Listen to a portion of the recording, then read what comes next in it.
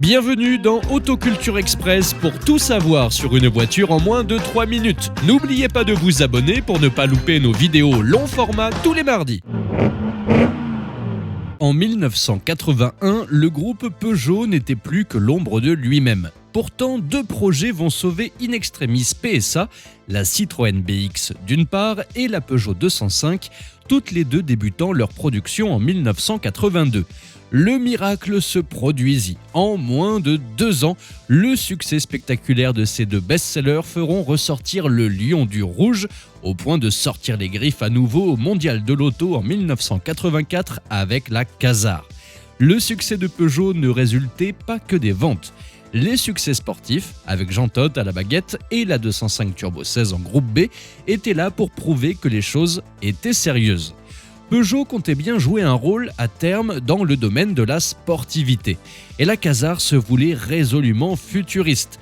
Tenez-vous bien, elle pouvait lire sur son écran à cristaux liquides conçu par Clarion les Telex, l'ancêtre du fax, et le Télétel, l'ancêtre du Minitel. Ça fait sourire aujourd'hui, mais à l'époque c'était le top du top. Et Internet n'était qu'un vague truc militaire américain.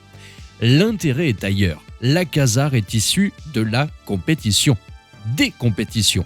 De la Formule 1, car la Quasar en récupérait le complexe système de suspension, du rallye groupe B, où elle récupérait la transmission intégrale de la 205 Turbo 16, ainsi que le 1,8 litre turbo poussé, selon Peugeot, jusqu'à 600 chevaux. La ligne signée Gérard Welter était elle aussi futuriste, un avant très plongeant, un arrière ouvert à tout vent. Avec le recul, on reconnaît quelques tendances à venir. Les phares très effilés anticipent ceux de la 605, tout comme la calandre. Les jantes aussi, dites turbines, ressemblent à s'y méprendre à celles de la future SV24. À l'arrière, on reconnaît évidemment les feux de la 205. La Quasar n'était qu'un instantané du Peugeot de 1984 et de ses ambitions qui seront prolongées ensuite par la Proxima en 1986 et surtout l'étonnante Oxia en 1988.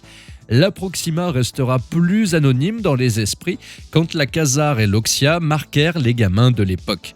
À voir ces concepts, on croyait Peugeot maître du monde, surtout que la marque s'offrait le rallye, puis le rallye raid, puis l'endurance, comme si tout était normal.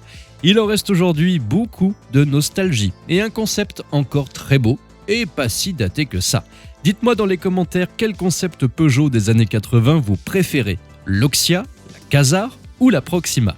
Merci à tous de nous avoir suivis et on se donne rendez-vous très vite dans la prochaine vidéo.